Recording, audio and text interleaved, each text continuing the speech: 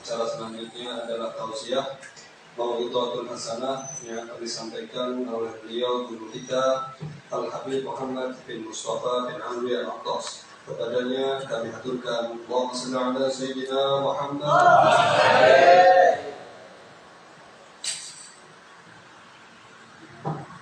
Assalamualaikum warahmatullahi wabarakatuh. Alhamdulillah, salatu wassalamu ala Rasulillah Sayyidina Muhammad bin Abdullah wa ala alihi wa sahbihi wa mawala. Wa ala musannif rahimahullahu ta'ala wa nafa'ana bihi wa bi'ulumi fid-dharain amin ya rabbal alamin.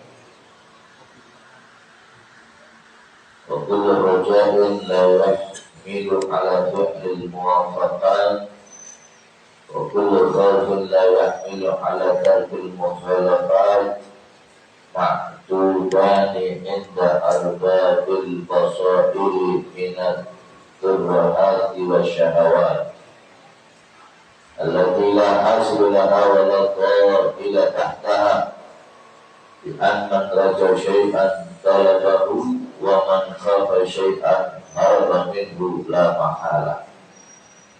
Hadirin Bapak-bapak dan saudara sekalian yang dirahmati Allah Subhanahu wa ta'ala, kita bersyukur pada malam hari ini Allah pertemukan kita kembali dalam satu majelis yang insya Allah majelis ini penuh dengan rahmat dan keberkahan dari Allah Subhanahu wa ta'ala. Kita berkumpul bukan untuk niat duniawi, bukan untuk membicarakan urusan duniawi, tetapi kita kumpul semata-mata ingin berzikir menyebut nama Allah Subhanahu wa ta'ala. Kita berkumpul semata-mata untuk mencari ridha Allah dan ridha Rasulnya Muhammad sallallahu alaihi wasallam. Mudah-mudahan hadirin yang dirahmati Allah, apa yang kita lakukan pada malam hari ini akan membawa manfaat untuk kita semua, manfaat dalam urusan agama, dunia maupun akhirat. Amin ya rabbal alamin. Harta yang kita miliki hadirin tidak akan berkah ketika kita meninggalkan majelis ilmu yang semacam ini. Umur yang ada dalam diri kita, kesehatan, afiat, kemudian yang lain yang ada dalam diri kita, kekuatan dan lain sebagainya tidak akan berkah ketika kita menjauh dari majelis ilmu. Tidak akan berkah sama sekali. Apalagi kalau sampai panjenengan lebih nyaman meninggalkan majelis ilmu ketimbang hadir di majelis ilmu. Ada orang hadirin karena mungkin ingin menunaikan kewajiban, ya ini hadir mungkin ke majelis ilmu, tapi ternyata merasa beban ketika hadir di majelis ilmu. Tandanya apa? Tandanya adalah nggak betah ketika duduk di majelis ilmu. Saya nggak bisa koreksi panjenengan, saya nggak bisa menghubungi panjenengan. Cuma dengan sendiri yang bisa tahu saya ini beban nggak ketika duduk di majelis ilmu. Saya ini senang nggak duduk di majelis ilmu. Itu dengan sendiri yang bisa tahu hadir. Mana yang lebih nyaman, dengan hadir atau meninggalkan majelis ilmu. Kalau sampai kita lebih nyaman duduk di luar, duduk di rumah, depan televisi, duduk di alun-alun, di pinggir jalan, lebih nyaman, nabung perut, lebih nyaman, lihat TV, lebih nyaman. Hati-hati, jangan-jangan yang ada pada diri panjenengan tidak ada keberkahannya. Alhamdulillah, Hanya kita kemarin alhamdulillah dapat nasihat yang sangat-sangat penting dari guru mulia Habib Muhammad bin Mustafa Al-Aidin, ketika beliau menceritakan tentang bagaimana Nabi Muhammad itu menganggap dunia, mengajarkan kepada kita untuk tidak menjadikan dunia itu ada di hati kita. Nabi Muhammad itu selalu menganggap remeh dunia. sampai dijelaskan, ditamthil, diumpamakan oleh Nabi Muhammad SAW, dunia ini dengan sesuatu yang hina. Nabi Muhammad bersama dengan sahabat ketemu bangkai kambing. Kambing, kata Rasulullah di penghujung hadisnya, beliau mengatakan dunia ini hadir lebih buruk daripada bangkai kambing. Bayangkan, ini yang diajarkan oleh Nabi kita Muhammad SAW.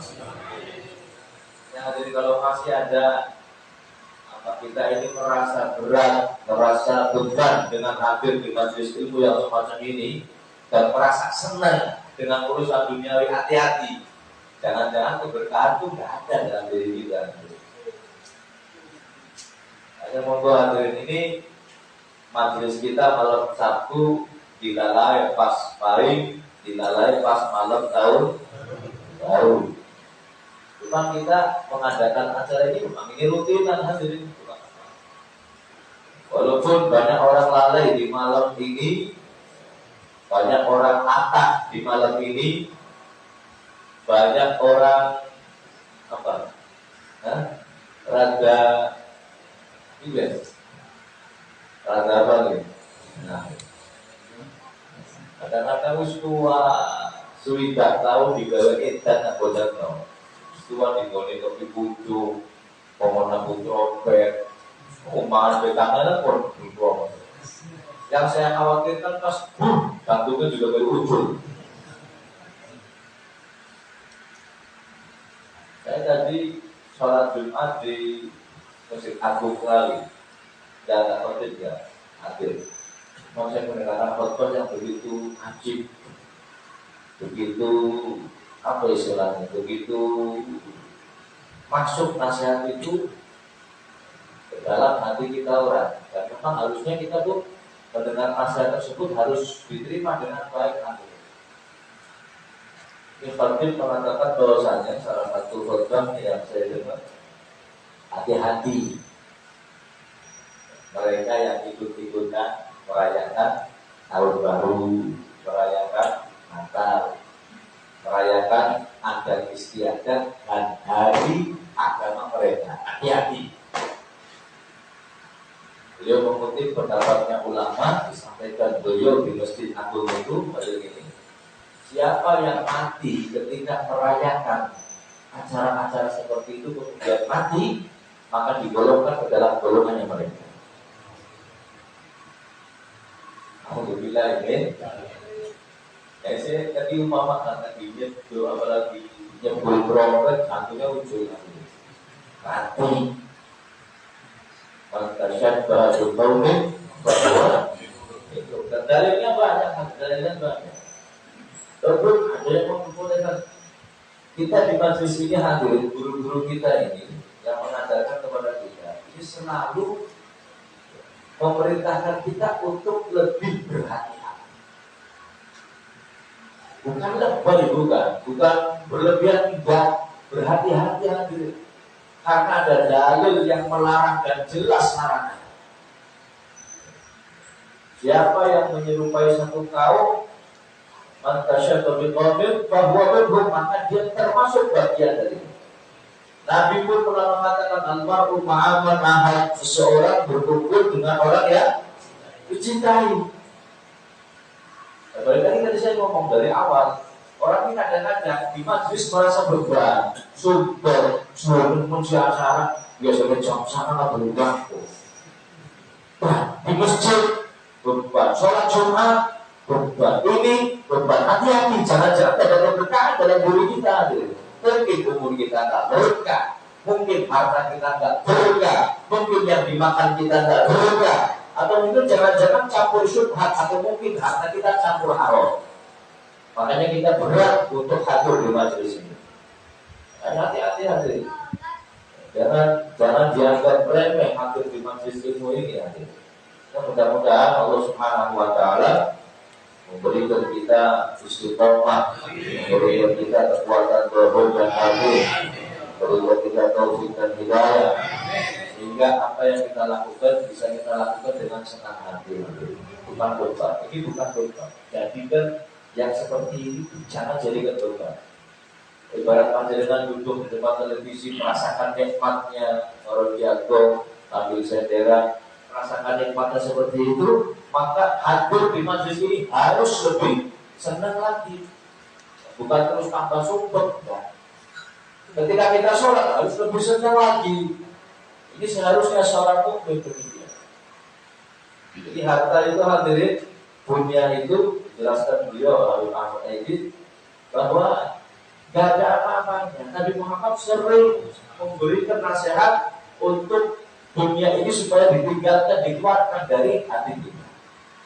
Sehingga ibadah kita terasa nyaman, merasa senang, merasa gembira ketika melakukan perintah-perintah Allah dan perintah Nabi Muhammad SAW. Kita jelaskan sedikit, mohon maaf saya nggak bisa baca lebar, saya juga ada acara. Nanti dimohon panjenengan setelah ini untuk ke Masjid Agung Kota Tegal, ada acara pengajian akbar atau tabligh akbar menyambut tahun baru Masehi. Cuma sebenarnya pengajiannya bukan karena menyambut tahun baru, enggak. Kalau kita sudah punya tahun baru sendiri, tahun baru Islam, tahun Muharram, bulan Muharram tahun baru kita. Cuma nanti ya Qadir dulu mengadakan acara seperti ini untuk bukan menandingi, untuk apa namanya?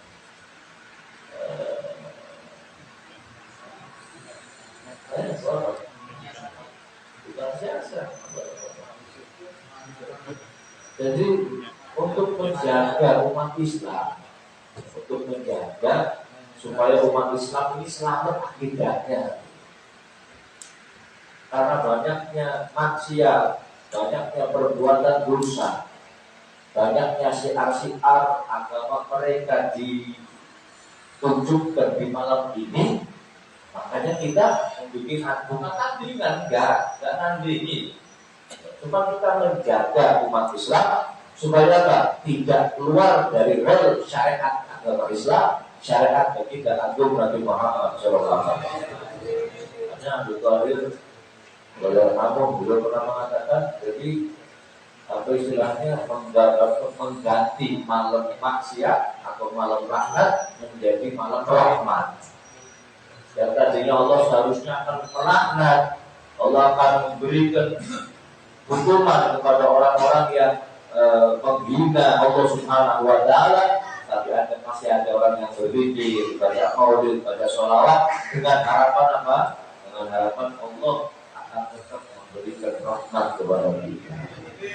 Walaupun mungkin rahmatnya tidak banyak karena banyak orang yang masih minimal hadirin, minimal dengan orang berzikir, bersholawat, insya Allah Allah tidak akan menghantar kita, tidak akan memberikan musibah atas apa yang kita lakukan. Korfat diri paling langit dal para hutan tubir banjir roha. Orang Gusti Allah orang yang dibalas puluhan roha. Niki hadirin yang dirahmati Allah, ya mudah-mudahan Allah jaga akidah kita, Allah jaga iman Islam kita sampai akhir hayat kita. Amin ya rabbal alamin. Jelaskan sedikit tadi apa yang saya bacakan. Setiap roja, setiap harapan setiap roja yang tidak dibarengi dengan perbuatan ketaatan, atau setiap khauf yang tidak disertai dengan meninggalkan larangan.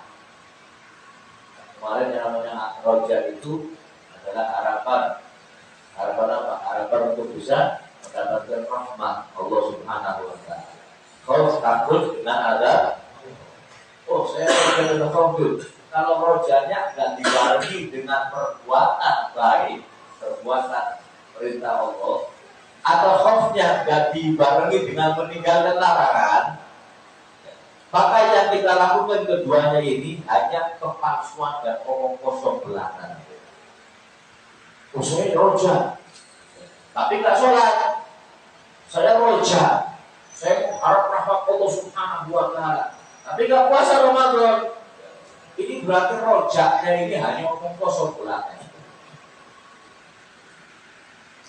Jadi orang yang roja atau berharap dengan sesuatu pasti akan mencarinya, pasti nggak mungkin enggak. Saya kepengen itu, saya kepengen makanan itu, saya kepengen mobil itu, pasti akan mencari hadirin.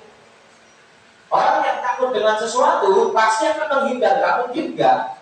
Ada orang takut ada Allah kok melakukan sesuatu yang akan mendatangkan adab Allah. Namanya bukan takut, palsu, omong kosong, wah ente. Wah. Jadi kalau mau takut sesuatu yang mesti tinggalin kan. Kita takut macan, harimau, singa, anak singa diparani. Takut namanya? Bukan takut namanya. Apa? Namanya konyol gitu. Jauh ya. Karena wong sing mati marani singa tidak dibeli. Di rumah belum bina marani. Atau bawa mekablok, polo-polo ini. Jadi kalau takut mesti menghindar, kalau pengen berharap pasti akan mencari. Wa man khafa syai'an harama minhu la mahalla. Yang namanya orang berharap pasti akan mencarinya, yang namanya orang takut pasti akan lari menghindar darinya. Pasti itu, pasti mungkin. Ini yang bisa kita beliau kurang lebihnya, dan bisa kita pahami dan kita amalkan dalam kehidupan kita sehari-hari. Amin ya rabbal alamin. Malam ini hadirin, pas malam ke-7 wafatnya almarhum Bapak Abdul Wahid bin Ishaq. Ya, kita hadiahkan Fatihah kepada beliau Bapak Abdul Wahid bin Ishaq dan juga kepada Bapak Muhammad Faryanto bin Muhammad Surip yang kemarin juga meninggal dunia kacek 1 atau 2 hari. Mudah-mudahan almarhum Bapak Abdul Wahid dan almarhum Bapak Muhammad Faryanto diampuni dosanya oleh Allah Subhanahu wa taala, diterima segala amal solehnya, dijadikan kuburannya satu kuburan yang di dalamnya penuh dengan nikmat dari Allah Subhanahu wa taala, laksana taman dari taman surga. Mudah-mudahan dijauhkan kuburannya dari lubang-lubang neraka, dan besok dikumpulkan bersama baginda agung Nabi Muhammad di surga Allah Subhanahu wa taala. Amin ya rabbal alamin. Al-Fatihah. Alhamdulillah.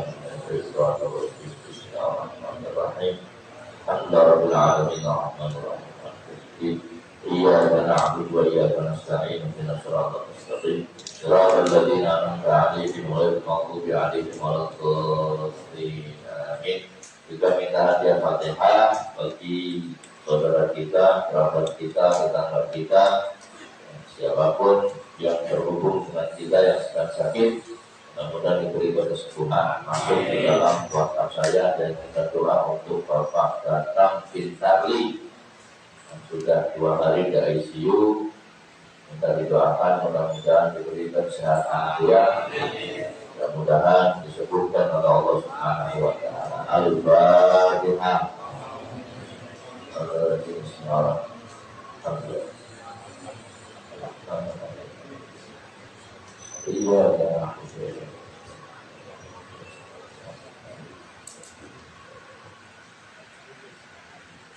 Ini saja hadirin yang bisa kami sampaikan. Kurang lebihnya mohon maaf. Wabillahi taufiq. Assalamualaikum warahmatullahi wabarakatuh.